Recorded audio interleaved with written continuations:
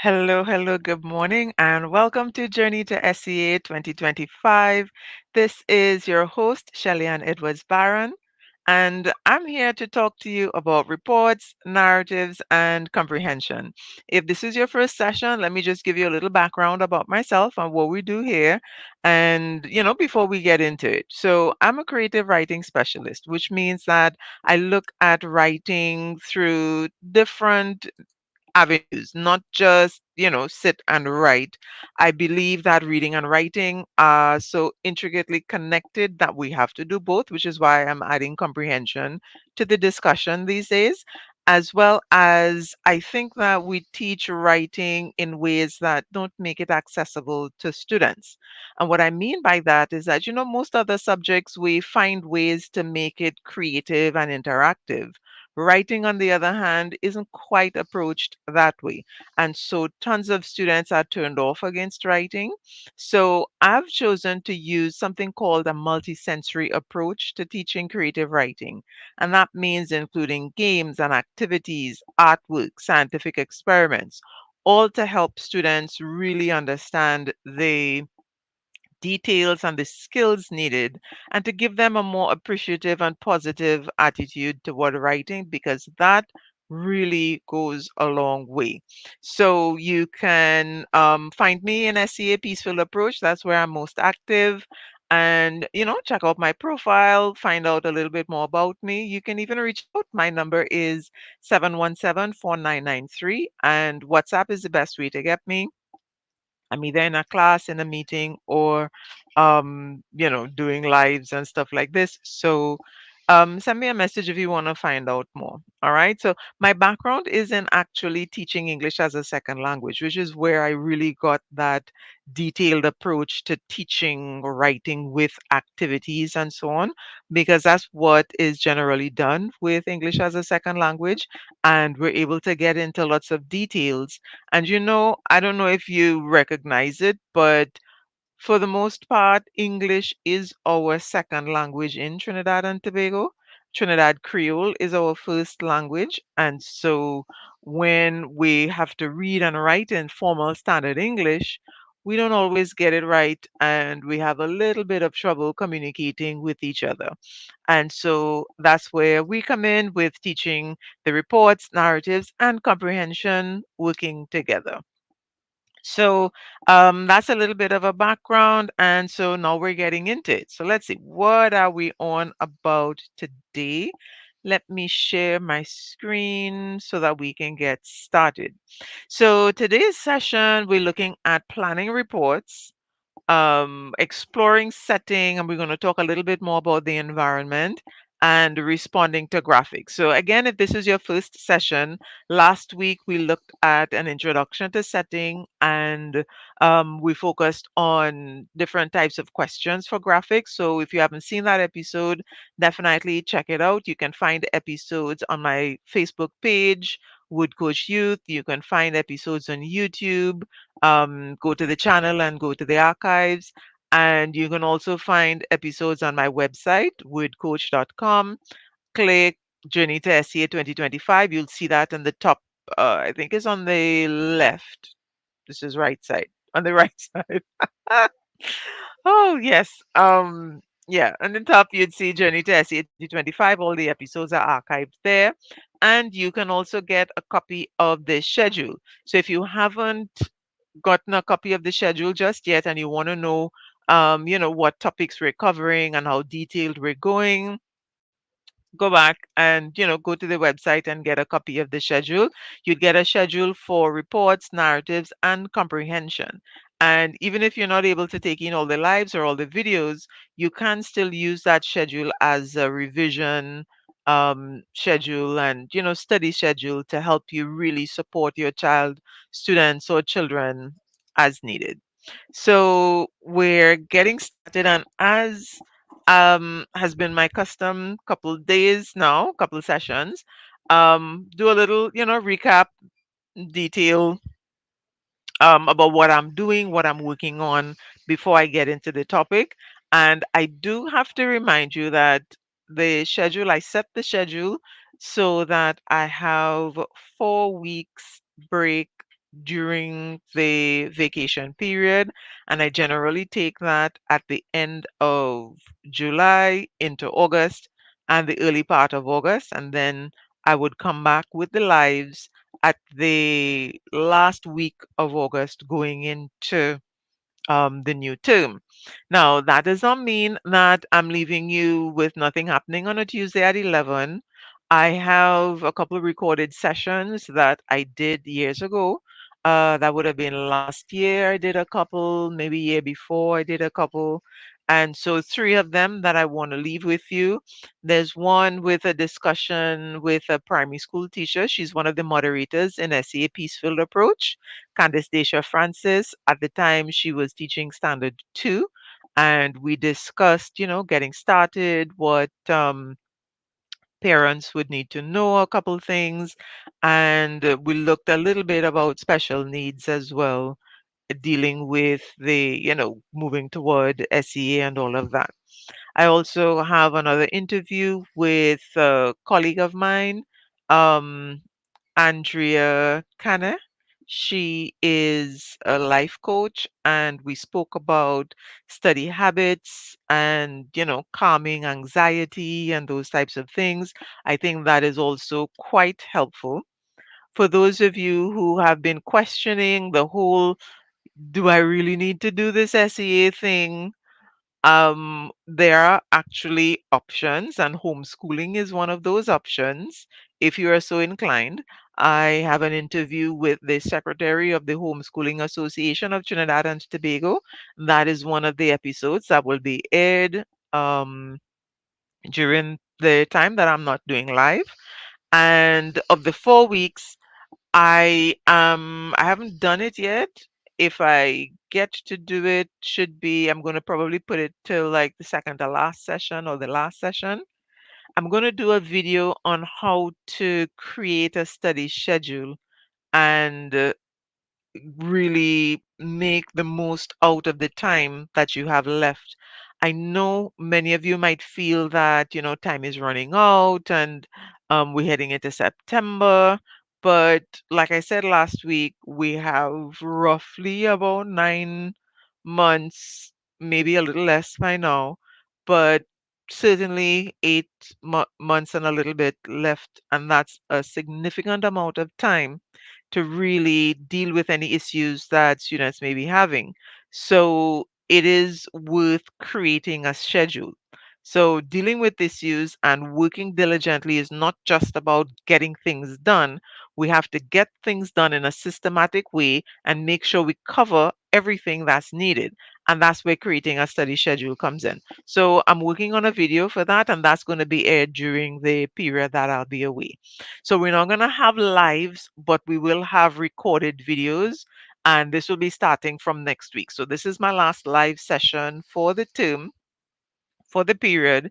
The next live session is going to be in August, but you are going to get tons of great information over the August period.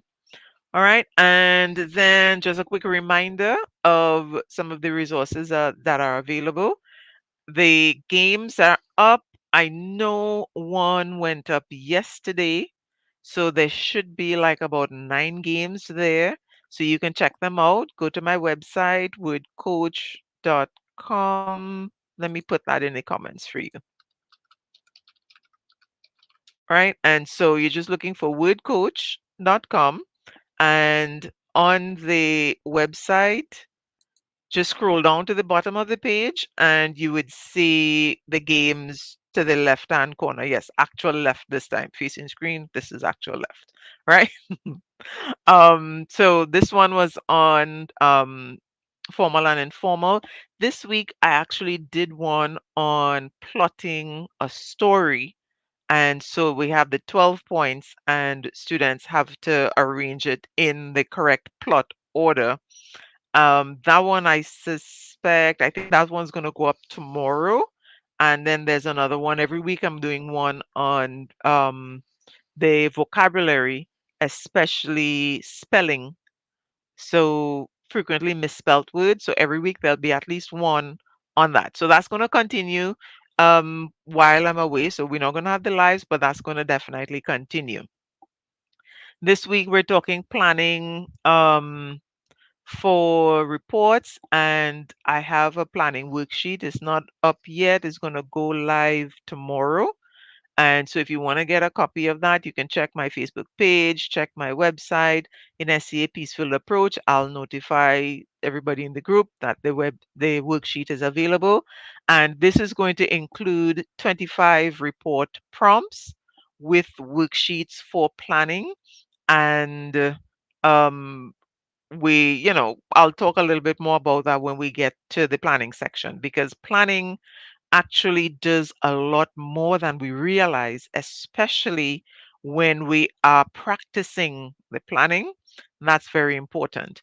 And of course, for the August period, one of the reasons I am I'm not going live, is because I am going to be teaching during that period, and we'll be doing the reports, narratives, and comprehension.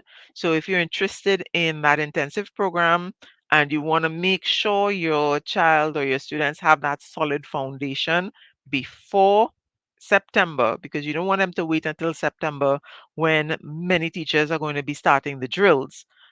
Give them a foundation before. So don't wait until September. If you're not already doing that, if you still feel like there's something missing, then my August classes are available. And you can check on the website, go to courses, and you'd find the information there. So that is it for the preliminaries. And so now we are getting into the content for today. So we're talking planning. And I have to pause because I feel like this discussion on planning is one that I have over and over and over. And I would say, like, no, this is just random off the top of my head. I haven't actually run the statistics, which I should probably do. I think like 8 out of 10 of my students do not like to plan. They think that planning is a waste of time, and at least 50% of them actively work against this idea of planning. And so it's primarily because they don't recognize the value in the planning. And I must say that there are many teachers who don't recognize the value of planning. And so this is something that is a kind of, it's not exactly a pet peeve of mine, it's a lament, because I do believe that especially when students are learning about writing, they need to know how to plan and to organize their ideas. So when we talk about planning, we're really talking about organizing thoughts. And remember, writing a report is about putting ideas into sequence, putting ideas into a certain structure. And for those of you who have been following the channel and going back to look at the previous recordings, you'd recognize that I advocate a 5 paragraph structure. Even for weaker students who don't write a lot, what I recommend is to reduce the number of sentences in each paragraph, but not necessarily reduce the paragraphs. Now, there are some reports that lend themselves to 4 paragraphs. So let's say 4 to 5 paragraphs. That's what I advocate. And you really want to remain with that organizational structure because it helps with the form. um I guess I was going to say a word that I don't think is a real word, so let me not make that up. But let's say formal structure. Yeah, let's go to that. um it helps with the formal structure of the report, and so and it that lends to formal tone and a host of other things. So planning helps students organize their ideas. But here's the thing: many students who actually plan many students who actually plan, they don't plan the whole report. They plan who, what, where, when. Now, if you're familiar with report writing at all, you'd recognize that the introduction, which is the summary paragraph at the very beginning of the report, answers the question who, what, where, when. Beyond that, from paragraphs 2 to 4 or 5, what we're looking at is details. Details of who, details of what, details of when. And so if we only do that quick jotting down of who, what, where, when, what's happening is that we're really only planning our introduction. And then beyond that, students are still going to have to make it up as they go. So the idea then is to plan according to paragraph, plan according to what details would go into each of the paragraphs. You want to decide on the length of your paragraph. So, how many sentences are you going to write, and so on? All of that is part of this preliminary investigation of planning. And then you want to start freely and then move toward timing of the plans. Because ideally, you don't want the plans to get to more than 5 minutes, right? So, planning should take, I'm going to put that up on screen, right? You really want to take no more than 5 minutes with the plan. Now, it's not going to start there. It will probably take a much longer time, right? But um yeah, okay, just a second. I just got a notification that um Facebook is behaving like Facebook. Okay. So hopefully those of you who are here in the group or on YouTube, and that should be fine. All right. So where was I? Yeah, planning is not going to start at 5 minutes because students are going to have to kind of wrap their minds around how to do the planning. And what you would find a lot is that students are going to write complete sentences and they're going to be dealing with, some of them might want to write the whole paragraph in the plan. And so we really are working on teaching students how to plan, how to jot down notes, and how to use those notes as a guide. That doesn't come naturally or easily to some students. And so we're working on dealing with that kind of thing. So this week, your agenda for right? Planning no more than 5 minutes, right? That's what your aim is.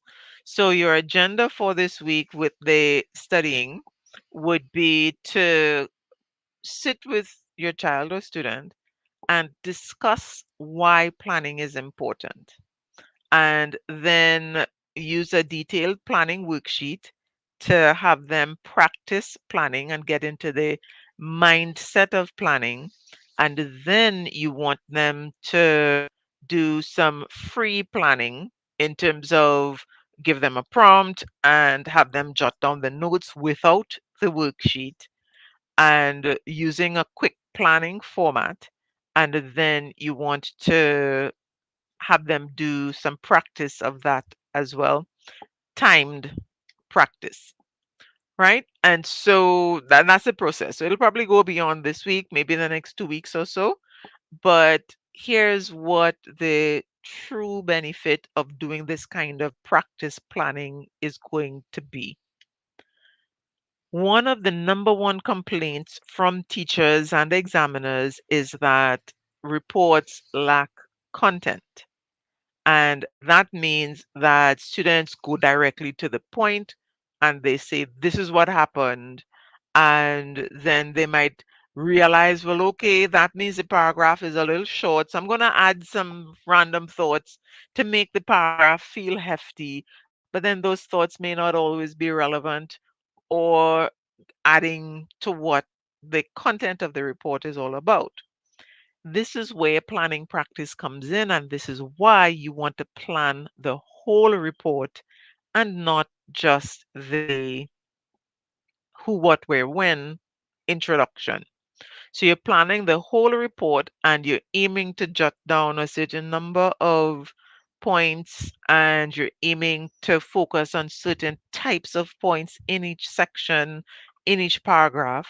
And what that is going to do is that it's going to help students explore ideas and explore content so that they know what ideas to put into each paragraph. They know how to generate those ideas. So if you're having a challenge with your child, with your students on how to um, get information into the reports, what kind of details to put into each report, then what you need to do is planning. You don't necessarily have to write the report, that's going to take some time.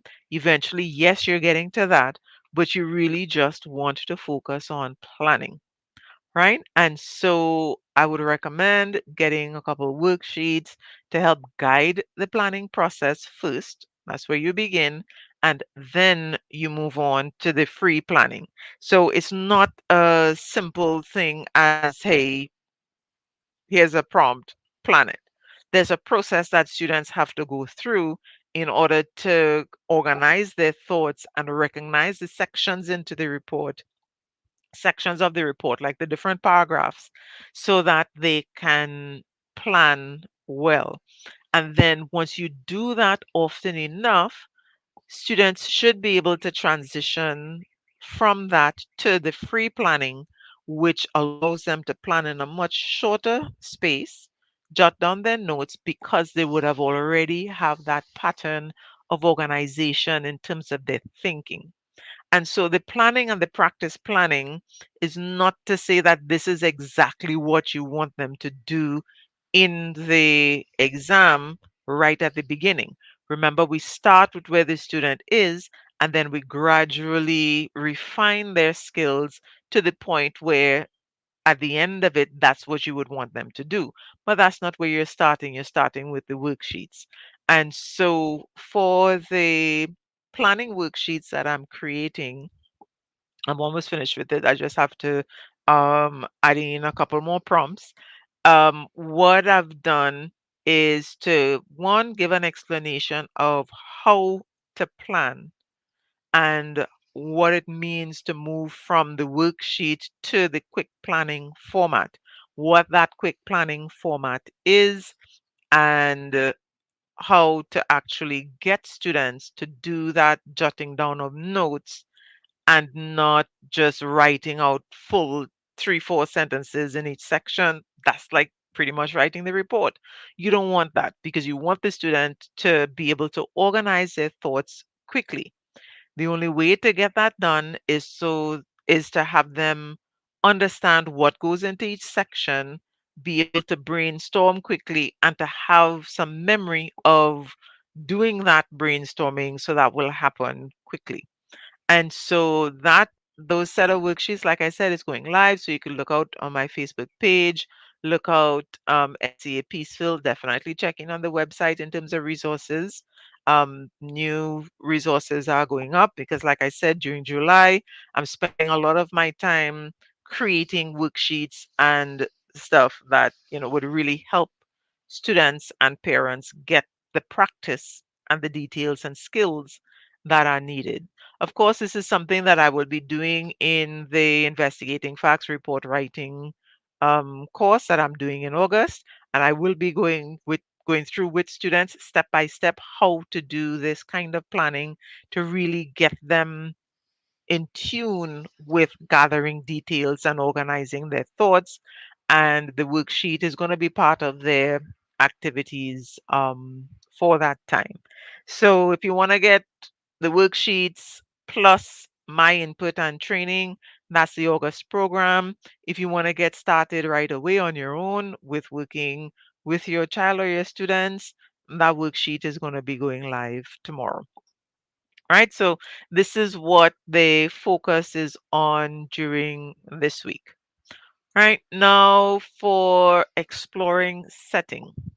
And yes, I'm working on an exploring setting worksheet, but this one is probably going to be available by Monday next week, not quite yet. Finishing off the report writing first because I already have a template for that. Um, Reminder, narrative setting. We want to use figurative language. We want to appeal to senses. We want to use situational descriptions. Now, I know you would understand the figurative language. I know you would understand appeal to senses. The situational descriptions, probably not so much. So I'm just going to go through quickly um, a little idea on what each would entail.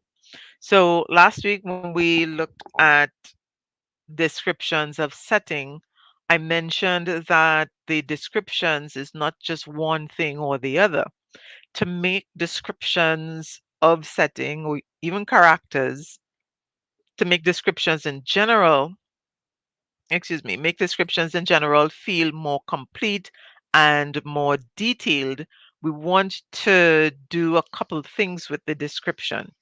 Appealing to senses is one, using figurative language is another one. The third part of it would be the situational descriptions. So when we're using figurative language, we want to look at things like onomatopoeia, similes, metaphors, personification, hyperbole, and alliteration. Those are the six that I recommend, right? The appealing to senses has to do with using language that make readers feel as if they are experiencing what the character is experiencing. So you're looking at your five senses at the bare minimum, at the basics, but then we're also adding two more. So the five senses: sight, smell, taste, sound, and touch.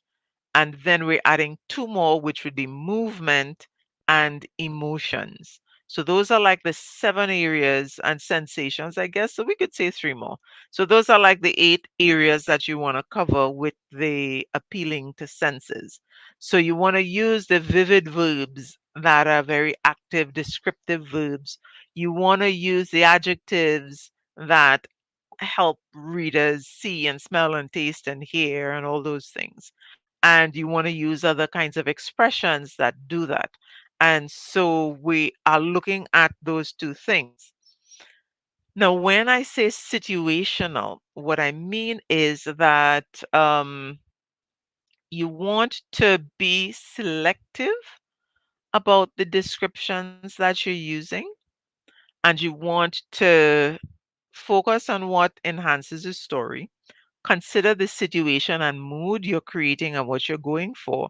And then think about the questions that readers might have that you can answer with this description. That is really how description keeps readers engaged, because you're kind of answering questions, sometimes even questions that the readers mightn't even know they have, but they're answering questions about the situation, what's happening in the story. And so when we want to focus on what enhances a story, again, we come back to this skill of description in action, where whatever is happening at the time, we're using that as an opportunity to write descriptions. And this is something that I go through with my students. And I'm going to be go through it with the narrative writing course in August. So if you want to get more details on that, then that's a good course to engage with. So description and action. So if the I spoke about this when we dealt with characters, so it can be used for both character description and setting description, having the character interact with the setting and then describing that aspect of the setting that is being interacted with in a lot more detail.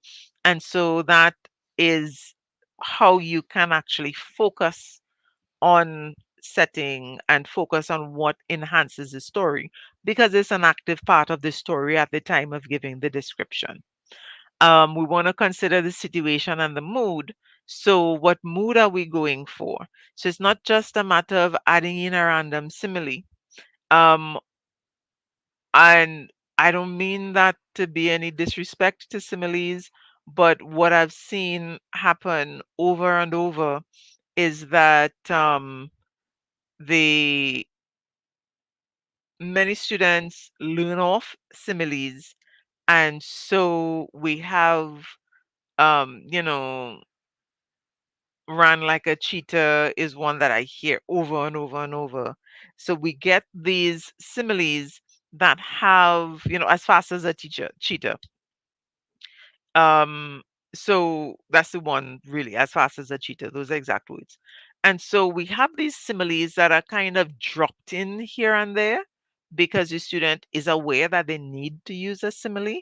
But then how appropriate is it for the mood? Because that kind of run like a cheetah, not only does it speak about speed, it speaks about being in haste and hustling and, being rushed sometimes, whether it's because of anxiety or fear, or if it's because of a need to do something.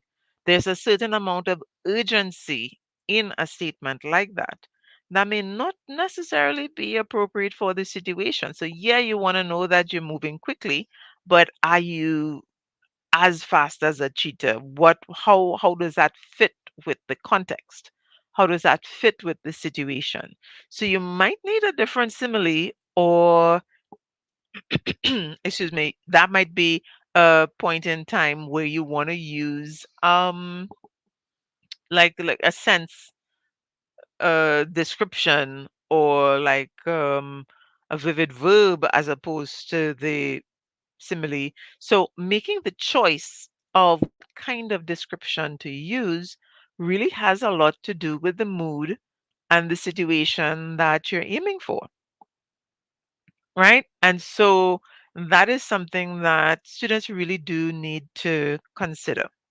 And then thinking about the reader, what the reader is expecting, what the reader needs to know in terms of how um, to get them feeling more engaged, questions that readers might have. This is definitely worth exploring when you are exploring the senses. And exploring setting in general. Because you're exploring senses, you're exploring figurative language, you're exploring mood and tone, and all of this is kind of connected with what the readers might want to know. So if I am, let's say, two characters are having an argument, what is it that readers might want to know is happening during that argument? Or would they be interested in how characters are speaking to each other? Would they be interested in how characters are behaving during that argument? Are people stomping feet, slamming doors, throwing things, walking away from each other? What's the, behavior happening, and how can we incorporate setting into some of those behaviors? So, what would the readers want to know? So, it's a bright and beautiful day. What makes it bright and beautiful? What would readers want to know? Most times, readers want to know what's going on with the sky, what is in the environment that makes it so beautiful. And so, giving some details about these kinds of things. And so, we're looking at really getting into some nuances of setting and really having students explore a variety of different settings so that when it's time to write on these things in a story, they have things to pull from.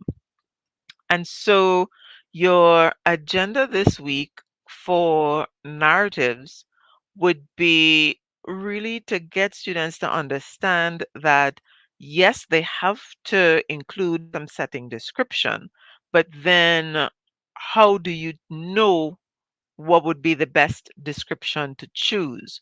What would make the most sense to describe in this situation? And doing that means understanding the situation. What are you trying to share? What's the agenda, etc., etc. This is worth discussing with students, right? Then we can look at exploring and documenting useful expressions, vocabulary, and different things to help students really um, expand their knowledge and their database when it comes to descriptions of setting. So you might want to choose a few different contexts. Popular contexts are usually somewhere in the home, at the beach, maybe classroom, definitely playground. So brainstorm a couple locations that would come up in stories. And you can certainly go through a few narrative prompts and just identify, okay, based on this prompt, where do you think this story is happening? And list places that you think the story is happening. Where could it happen? So we're starting with what the child knows and what the child is thinking. Then you add to their exploration. Because I can tell you the majority of students write realistic fiction. If you're not familiar with what realistic fiction is, what that means is they're writing about situations and experiences that could happen in regular everyday life. And therefore, they're writing about places and locations that either exist or could exist in regular everyday life. And so that's a realistic fiction. We are going to be talking about more detailed views of this realistic fiction and how we can help students really get into some more of the realistic fiction information. So we have that. We can look forward to that later on in the term. We're going to get back into those details. But for now, think about what is on the surface, what is there. Then you want to get into some imagination, kind of like pull the student out of reality and get them imagining some places and get into some fantasy, get into some science fiction, get into maybe folklore, what sort of areas could happen with that. Um, what's the other one?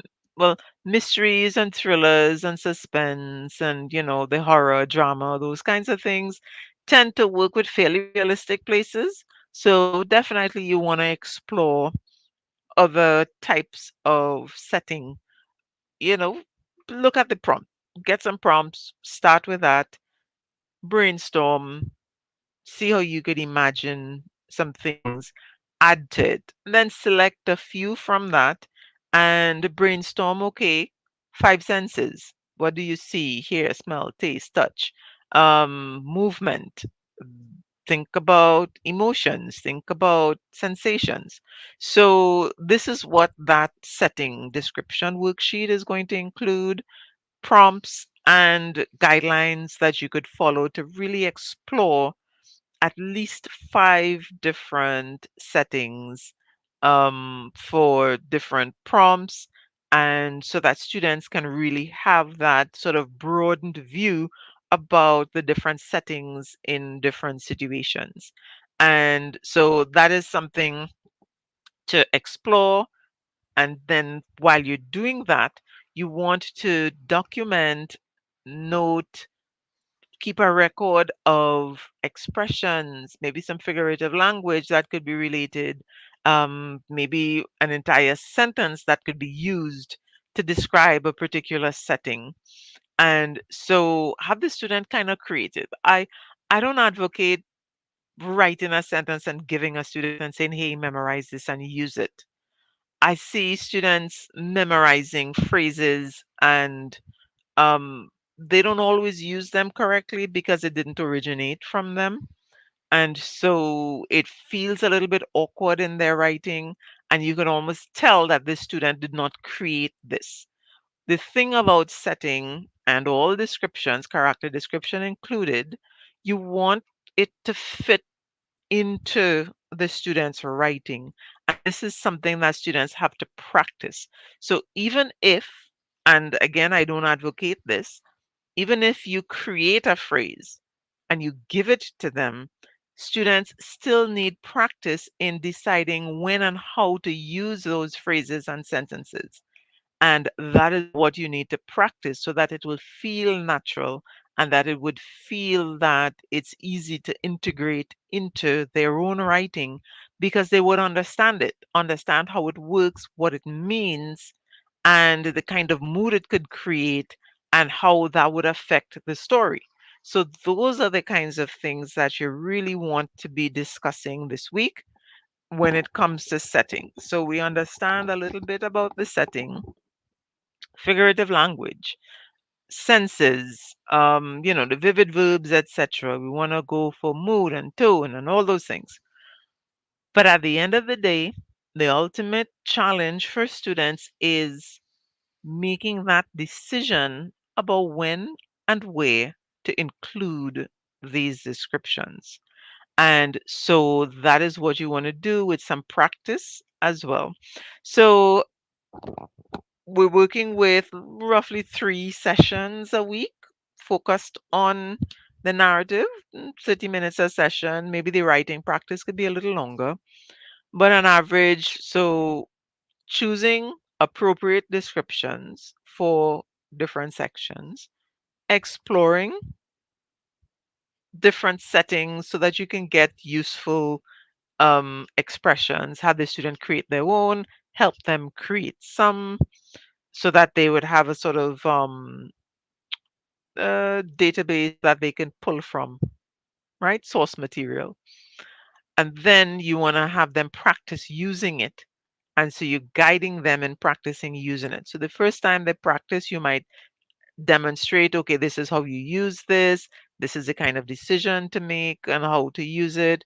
And then have them do it and give them feedback on that. And then have them work independently creating descriptions. And so you might have them work on an introduction, you know, two things at once, developing the introduction, integrating setting into the introduction. You might have them work on, the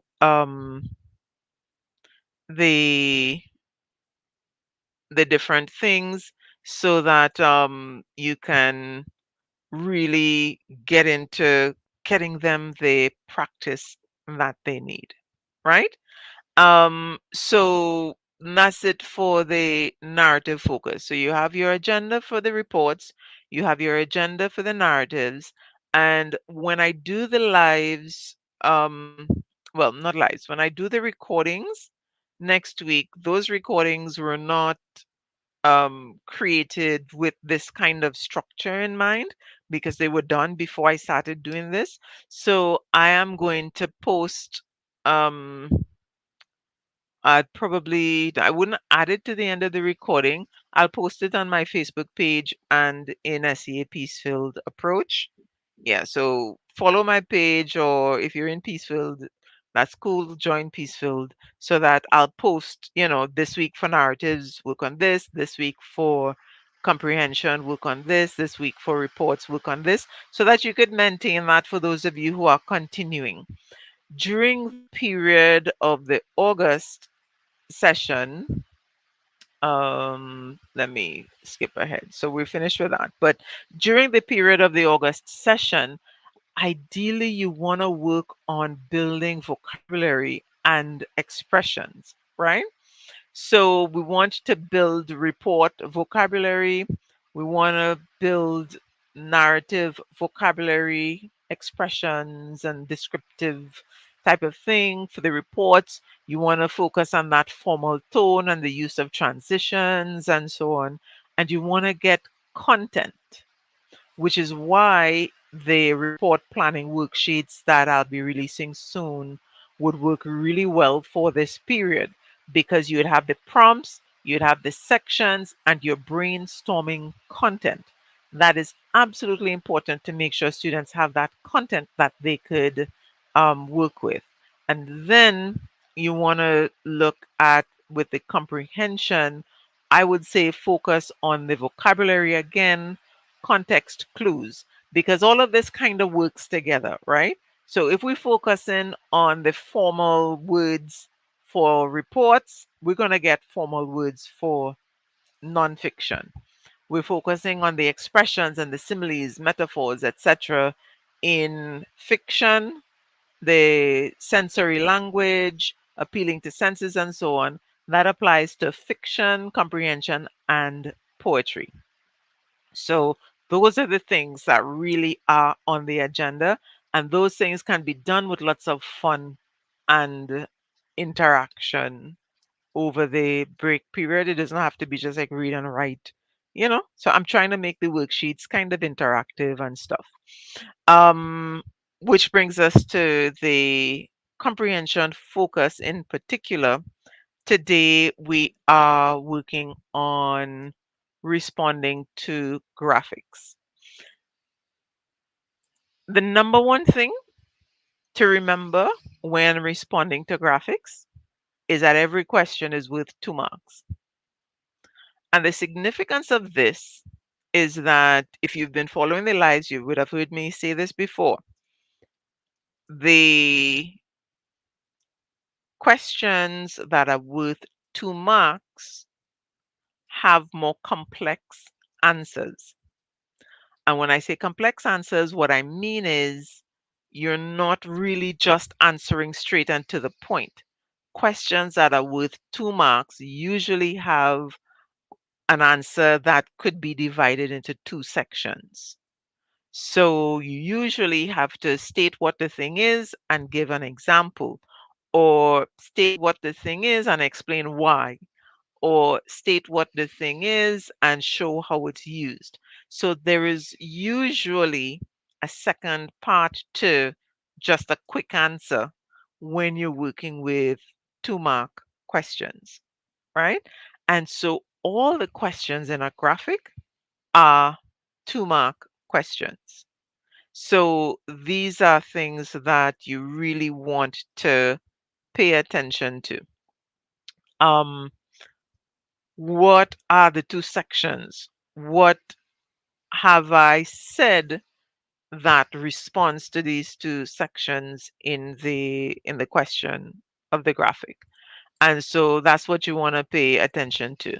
And just as a reminder, remember, we have questions about the images, we have questions about elements of the text, we have questions about what's missing, we have questions about the audience. So if it's a question about the image, questions might be, what image would you add and why? Do you think this image is appropriate? Give a reason for your answer. Why? Why is the image appropriate? So if your answer to the question is yes, it's a good image for this flyer, why? That's only one part of the question. So you have to give a reason. So usually the questions require those two-part responses. So when students answer the questions, make sure they're able to answer the 2 sections and answer them briefly. Some students, in answering the 2 questions, they might want to give you 2 or even 3 sentences in a response, when a response could neatly be fit into one sentence for a lot of the times. So have students practice this. Have students practice working with answering the questions, making sure they have the 2 parts, but working it into a well-structured, grammatically formatted, effectively type of sentence response, because it's not just about, okay, making it fit within the lines, it is about responding quickly, because remember, this is a timed exam. And so you want the effective response, but you also want a response that allows them to have time for review, to double check answers, double check for spelling and different things, um, just because you want them to have that habit. I know lots of people would say, well, okay, the spelling isn't really graded, but you want them to have that habit because it comes in handy when they're writing stories and reports. So it's all a matter of building skills that could be transferred from section to section. So you really want to make sure that students can respond effectively in as brief a way as possible, but remember, respond effectively. And these things take practice, right? So that's what you want to do. And so for this week, we're focusing on the significance of the 2 mark questions. making sure that, and this applies to all the other comprehension as well, when you see a question has 2 marks, a surface response, a quick response is not necessarily going to answer it effectively, unless, of course, the student is really practiced and they could get to that.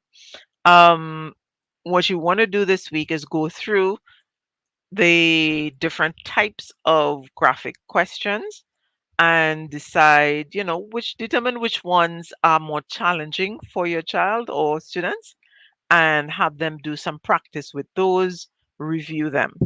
And you really want to practice answering graphics questions. And so the SEA past papers, you can work with those. I have a comprehension package that includes 2 different graphics that you can practice with. It also includes 2 fiction, 2 nonfiction, and 2 poems. And the worksheet has the text and the questions, and it includes a detailed response section. So I have it in a separate booklet where the answer is explained in addition to the explanation of how to find the answer, how to format the answer, why certain answers work better than others. So it's like a detailed explanation. It was really created with parents in mind so that you can engage and support your children dealing with the comprehension. So that is what we've covered so far. Right? So, what are we working on this week? We're working on planning reports, and you can look out for my report planning worksheet going live tomorrow. We're working on exploring the environment as we explore setting with figurative language, sensory language, looking at mood, and all those other things. Um, I'm completing that worksheet as well. That's going to go live next week, Monday. And we're talking about responding to graphics. So you can work with the past papers, you can get worksheets, and I do have at least one worksheet, and I'm working on others that would come out soon. I don't have a timeline for the next batch of worksheets for comprehension. I'm aiming for sometime in August, but that's a plan right now. So it's not out yet. I don't have an exact deadline for that, but for the graphics, so you can look out for that. But there is at least 2 in the current worksheet that's available. To get a copy of the worksheets, you can go to my website and look for resources. I think it says resources to purchase right now. I'm changing that to store eventually. Still doing some work on the website. If there's something that I mentioned that's not yet on the website, then definitely send me a WhatsApp message. And let me put my number. I realize it's not on this graphic. So we want a WhatsApp 7174993. And that, of course, is 868, right? So if you are interested in resources and you're not seeing something that I mentioned, or you're looking for something that you can't find, message me, because if I don't have something already created, I'm going to add it to my list and eventually create something related to it. Would likely come out like maybe in the new term. So if you're looking for something in particular, feel free to reach out. Let me know what you're looking for, because I may already be working on something for that, or I could add it to my list so that you can get the resources that you need. Over the time that I've been working with students, initially I did focus on, the class sessions and getting into things with the class sessions. But of course, what really absolutely makes a difference in a student's performance? Their practice outside of class and the kind of feedback they get during that practice outside of class. So I've taken off the share. Let me repeat that. What absolutely makes a difference to students is the practice that they do outside of class and the kind of feedback and support they get with that practice outside of class. So that is why you really want to work with materials that give you that kind of practice and give you the kind of feedback on the practice. Okay, so this is the last session. Just a reminder, last live session until end August, but I will be sharing recorded sessions so that you can get additional information and get some support even while I'm not actually there live. You can still reach me via WhatsApp, via SEA Peaceful Approach, via my Facebook page and website. You can contact me. So I'm around. I just won't be doing the lives directly because I'll be teaching and dedicating some more time to creating additional worksheets so that you can get that practice with your child that you need. So you don't want to wait until September to start drilling. You want to get that foundation now so that when you get to the drills, students would have the skills and have that foundation that they can use. So again, go back over the lives if you have the time and you're needing to focus on a particular issue. All the lives are labeled so you know what I covered in each section and each live in each recording so that you could go back to specific recordings and skip ahead as you need, whether it's reports, narratives, or comprehension. But the information is there. All right. So thank you so much for those of you who are here on the live. Thank you for your support and being here because I always say this. I feel so much better when I see some numbers than just talking to myself on the screen. And for those of you who are looking at the recording, thank you so much again. I would love to get your feedback. And actually, before I close off, what I would love is I have recently created a section on my Facebook page that allows for reviews.